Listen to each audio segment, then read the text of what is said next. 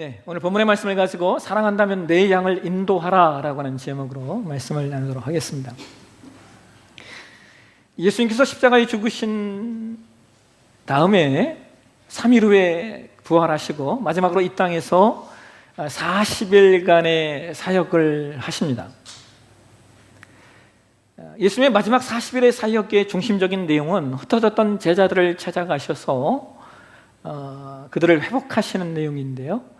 왜냐하면 제자들이 예수님이 십자가에 달리실 때 모두 도망하였기 때문입니다. 그래서 예수님은 이 땅에서의 마지막 사역을 낙심하여 흩어졌던 제자들을 다시 회복하시고 그들에게 사명을 부여하십니다. 오늘 저와 여러분이 봉독한 말씀도 예수님이 사도 베드로를 찾아가셔서 그를 회복하시고 사명을 부여하시는 내용입니다. 오늘 본문은 예수님의 질문과 베드로의 응답 그리고 예수님의 요청으로 말씀이 이루어져 있어요. 예수님은 총 3번의 질문을 하십니다. 그런데 그 질문이 모두 같은 내용이었어요. 요한의 아들 시몬아, 네가 나를 사랑하느냐? 예수님 질문하십니다. 제가 예전에 신학교에 다닐 때 한 교수님이 이 본문을 가지고 이렇게 설교를 하시는 걸 들었어요.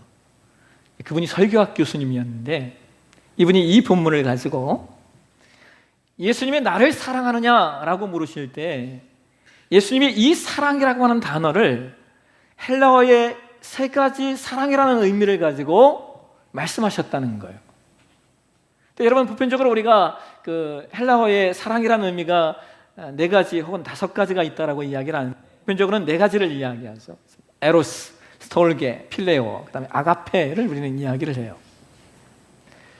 그런데 그 교수님이 예수님이 3번 물으셨을 때 한 번은 스톨게적 사랑으로 물으셨대요.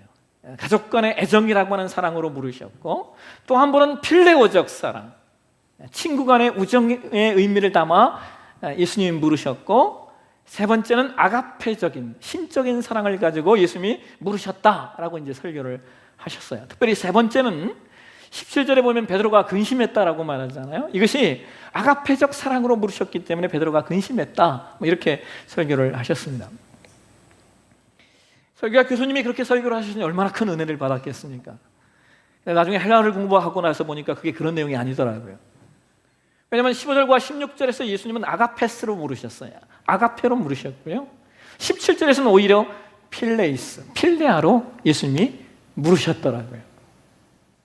그래서 여러분, 이 본문에서 중요한 내용은 뭐냐면요, 사랑이 어떤 의미고 어떤 사랑이냐 이게 아니라 이것보다 더 중요한 게 사랑이 어떤 모양으로 나타나야 하느냐라고 하는 거예요. 사랑이 어떤 모양으로 나타나느냐 하는 것이 더 중요하다라고 하는 것이죠. 사랑의 의미 이전에 더 중요한 건 사랑은 행함으로 나타나야 된다. 이것을 예수님이 강조하고 있다라고 하는 거예요. 예수님이 베드로에게 네가 나를 사랑하느냐라고 물으시자 베드로는 주님께서 아십니다라고 3번이나 같은 응답을 하였고, 이에 예수님은 베드로에게 내 어린 양, 즉 예수님의 어린 양을 먹이고 치라라고 요청을 하십니다. 여러분, 여기 15절에 어린 양을 먹이라라고 할 때 이 먹이라라고 하는 이 단어가요, 원어에 보면 보스케라는 단어예요. 그리고 16절에 내 양을 치라라고 할 때 이 치라라고 하는 단어가 원어에 보면 포이마이네라고 하는 단어입니다. 그리고 이어지는 17절에 내 양을 먹이라라고 할 때 이 먹이라라고 하는 단어는 15절과 똑같은 보스케라고 하는 단어를 쓰고 있어요. 그러니까 예수님이 베드로를 회복하시고 그에게 사명을 주시는데 원어적으로 해석하면 하나는 보스케를 주셨고 또 하나는 포이마이네를 주셨다라고 하는 거예요. 그러면 보스케라고 하는 단어가 어떤 의미이고 포이마이네라고 하는 단어가 어떤 의미인지를 우리가 또 해석이 되어야 되겠죠. 여러분, 여기 이 보스케라고 하는 이 단어는요, 무리를 보호하다, 돌보다라는 뜻이에요. 그리고 포이마이네라고 하는 단어는 즐거운 마음으로 인도하다라고 하는 의미를 가지고 있습니다. 그러니까 예수님이 베드로를 회복시키시고 그에게 사명을 부여하신 내용이 뭐냐? 어린 양, 즉 한 영혼을 즐거운 마음으로 예수님께 인도하고 그를 보호하고 돌보라라는 사명을 주셨다는 것이죠. 이것이 예수님이 인간의 몸으로 성육신하셔서 3년의 공적 생애를 마치시고 십자가에 죽으시고 부활하시고 승천하시기 전에 이 땅에 남아있는 제자들에게 남기신 말씀이에요. 예수님이 제자들에게 남기셨던 말씀이 참 많이 있어요. 그런데 그 내용이 가장 핵심적인 내용을 우리가 두 가지를 뽑을 수 있어요. 하나는 우리가 잘 알고 있는 그레이트 커미션이라고 하는 내용이 있어요. 지상 대명이라는 말씀을 예수님 남기셔요. 승천하시기 전에. 마태복음 28장 19절 20절 말씀 한번 보실까요? 같이 한번 읽겠습니다.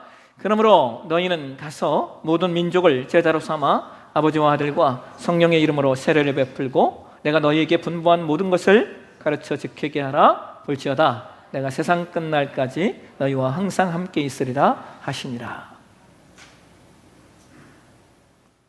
그 다음에 또 하나가 예수님 승천하시기 바로 직전에 남기신 내용이죠. 우리가 잘 알고 있는 사도행전 1장 8절 말씀이에요. 같이 보실까요? 오직 성령이 너희에게 임하시면 너희가 권능을 받고 예루살렘과 온 유대와 사마리아와 땅끝까지 이르러 내 증인이 되리라 하시니라. 예수님이 이 땅을 떠나시면서 마치 유언과도 남기셨던 말씀의 핵심적인 내용은 다 뭡니까? 사도 베드로에게 말씀하셨던 내용과 동일해요. 제자 삼고 증인되는 삶은 결국 한 영혼을 주님께 즐거운 마음으로 인도해서 그를 돌보고 보호하라는 말씀인 거예요.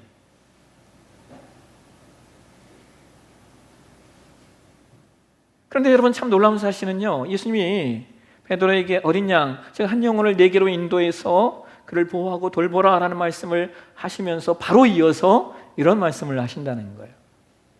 우리 요한복음 21장 18절 말씀 한번 보실까요? 같이 한번 읽겠습니다. 내가 진실로 내게 이르노니 내가 젊어서는 스스로 띠띠고 원하는 곳으로 다녔거니와 늙어서는 내 팔을 벌리리니 남이 내게 띠띠우고 원하지 아니하는 곳으로 데려가리라. 여러분 거의 대부분의 성경학자들은요 이 요한복음 21장 18절 말씀을 이렇게 해석을 합니다.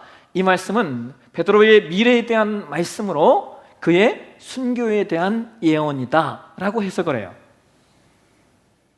여기 베드로가 팔을 벌린다라고 하는 말씀을요 학자들은 십자가의 죽음으로 죽음의 예언이라고 이야기를 합니다. 실제로 저와 여러분이 기억하시듯이 사도 베드로는 복음을 전하다가 십자가에 달려 순교하죠. 그것도 십자가에 거꾸로 달려서 말입니다. 근데 여러분 저는 이것이 이해가 되지 않아요. 왜냐하면 복음을 전하고 더 많이 전하는 게 베드로의 사명이라면 그가 오래오래 살아서 오래오랫동안 복음을 전하는 게 더 낫지 않습니까? 그렇지 않아요. 죽으면 더 이상 복음을 전하지 못하는데 오랫동안 살아있게 해야 복음이 더 많이 전파될 게 아니냐는 거예요. 근데 참 신기한 것은 예수님이 복음 전파의 사명, 한 영혼을 즐거운 마음으로 예수님께 인도해서 그들을 보호하고 돌보라라고 하는 사명을 최초로 주셨던, 부여했던 사람들이 사도들, 제자들인데 그 중에 오래 살았던 사람들이 없네요. 제자들 중에 사도 요한만 그의 수명을 다 하고 죽었지 다른 제자들은 다 순교했습니다.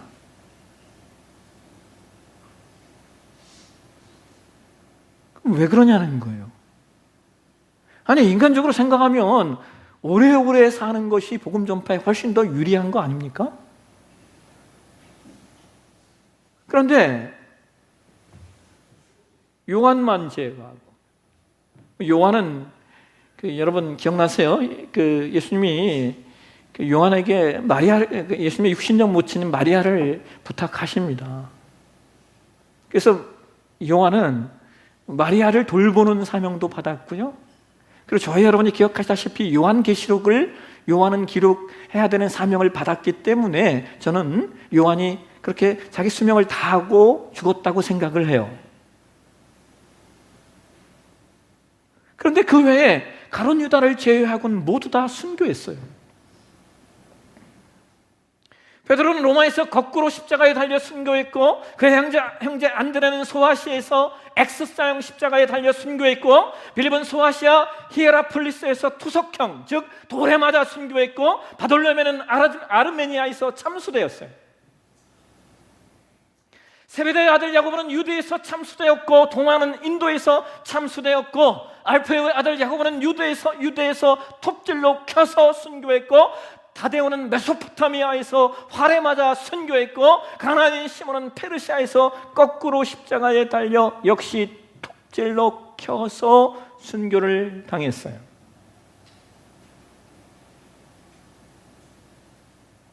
아니 여러분, 하나님 왜 이렇게 일하실까요? 복음이 유대와 사마리아 온 땅까지 이르러 전파되는 게 하나님 뜻이라면 제자들에게 더 큰 영광을 주시고 더 큰 능력을 행하도록 하셔서 복음이 전파되게 하는 게 훨씬 더 유리하지 않습니까? 그런데 그들이 왜 그렇게 처참하게 순교당하도록 놓아두시느냐라고 하는 거예요. 도대체 왜 말입니다.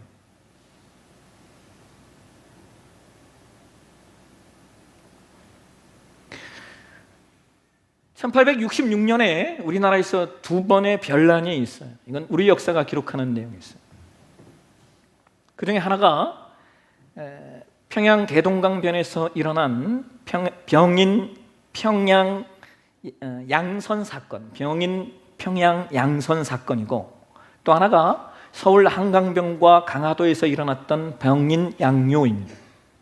두 사건은 우리나라에 적지 않은 영향을 주었던 사건인데요. 먼저 병인 평양 양선 사건은 우리나라에 공식적인 선교사가 없을 때 한국말로 번역된 성경이 들어오게 되는 놀라운 사건이고, 그 다음 병인 양요는 오늘날 그 외국인 선교사 묘원이라고 하는 그 양화진이 이제 만들어지게 되는 배경이 돼요.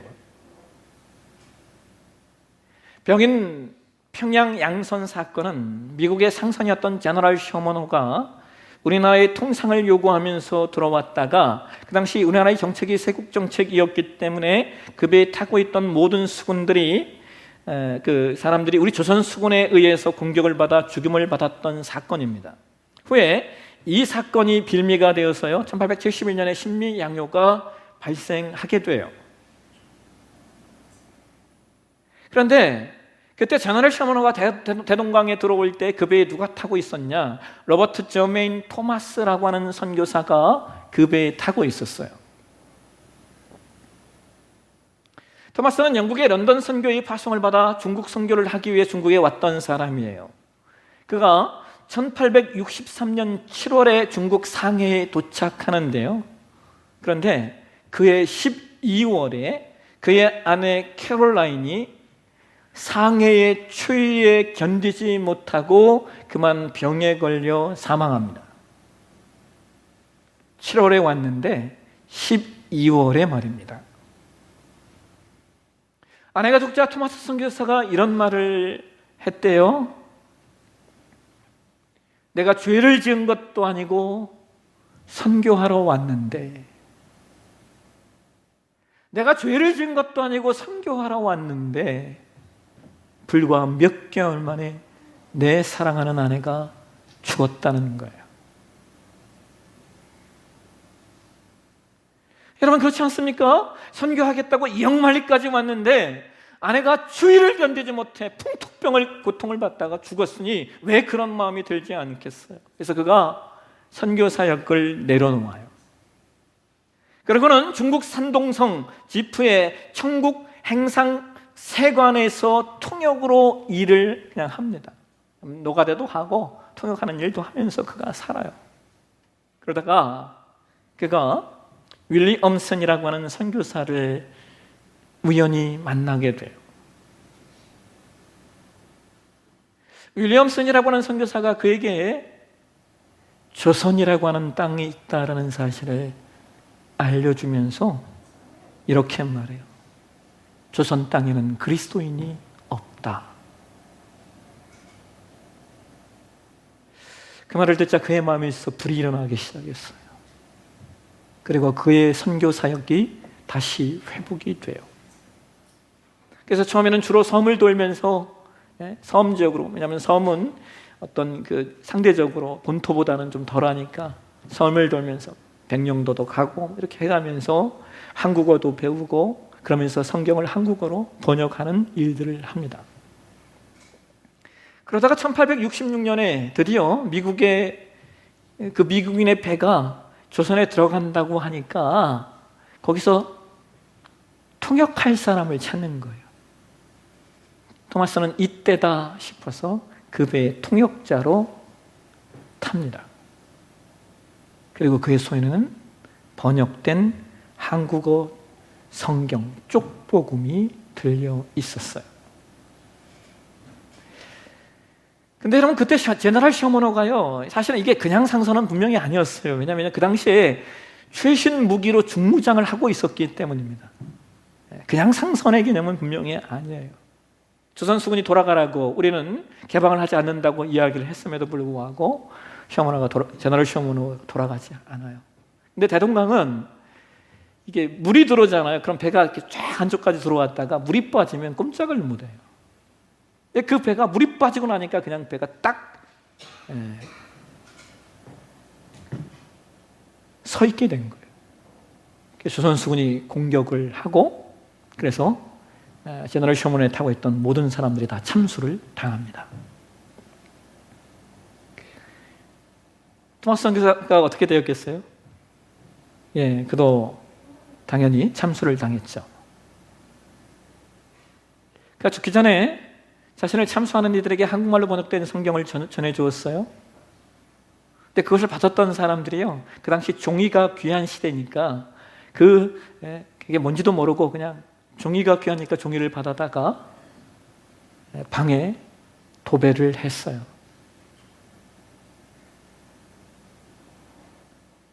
놀라운 것은 후에 그 도배한 집이 평양 장대원 교회의 자리가 돼요. 또한 토마스 선교사가 순교했다는 말을 듣고요, 토마스 선교사가 조선에 들어가다가 순교했다는 말을 듣고 그 당시 중국 선교를 하러 왔던 존 로스라고 하는 선교사가 토마스 선교사가 순교했다는 말을 듣고 조선 선교에 대한 꿈을 갖게 돼요. 그래서 지금의 단동, 그 고려문이라고 하는 그 지역에서 조선 청년들을 만났고 그들에게 한국어를 배웠고 그들에게 영어를 가르칩니다.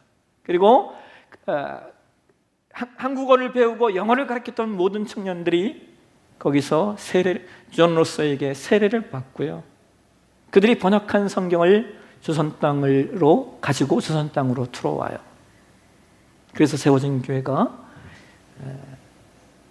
서상윤회 소래교회입니다. 조선 최초의, 대한민국 최초의 교회예요. 여러분, 우리나라 선교 역사는 제가 종종 말씀드리는데 참 특이해요. 왜냐하면 정식 선교사가 들어오지 않았을 때 이미 우리말로 번역된 성경이 있었고 이미 교회가 있었다는 거예요. 근데 여러분, 잘 한번 생각해 보세요. 이 모든 일의 시작이 어디서부터 시작이 된 거예요? 이것의 시작은 토마스 선교사의 아내가 중국에 들어와서 몇 달 만에 순교했기 때문이고, 토마스 선교사가 대동강변에서 순교했기 때문이에요. 그것이 시작점이 돼요. 자, 그러면 여러분 다시 한번 퀘스천 마크를 한번 붙여볼까요? 왜 하나님은 토마스 선교사의 아내 캐롤라인의 죽음을 그냥 보고 계셨을까요? 왜 하나님은 토마스 선교사의 죽음을 그냥 보고 계셨냐는 것이죠. 여러분, 아까 병인 양요로 만들어진 것이 양화진이다라고 말씀을 드렸잖아요. 지금 이 양화진, 거기에는요 한국 기독교 100주년 기념관이 들어가 있어요. 양화진에 가보면 정말 많은 묘비들이 있습니다. 국적으로는요 총 16국에 왔던 사람들이 묻혀 있고, 무덤은 총 417개인데 그 중에 143기가 개신교 선교사님들의 무덤이에요.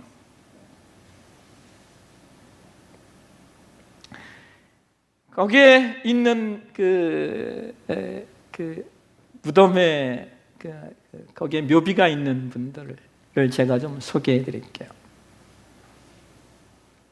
우리나라 최초의 서양식 병원이었던 광해원, 얼마 후에 제중원이라는 이름으로 바뀌어서 지금의 세브란스 병원의 전신이에요.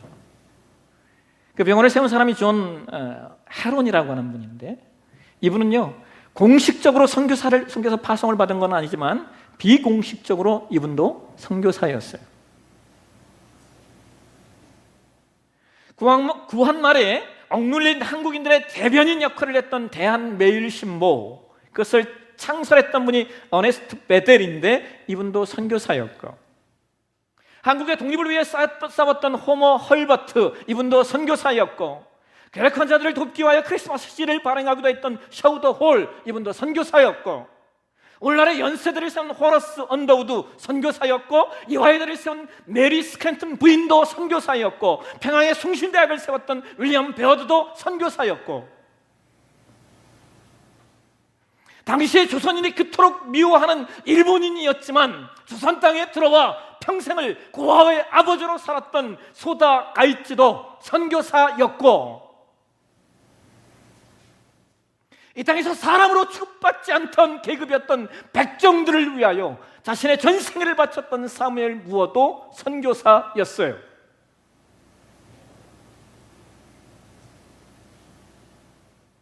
스물네 살의 어린 나이에 개성이라고 하는 땅에 들어와서 아이들에게 영어를 가르치면서 아픈 아이들을 치료했던 루비 캔드릭, 이 여인도 선교사였어요. 그런데 그녀는 한국에 들어온 지 8개월 만에 급성 맹장병으로 죽습니다. 한 일이 별로 없어요. 그런데 그녀가 죽을 때 이런 말을 남겨요.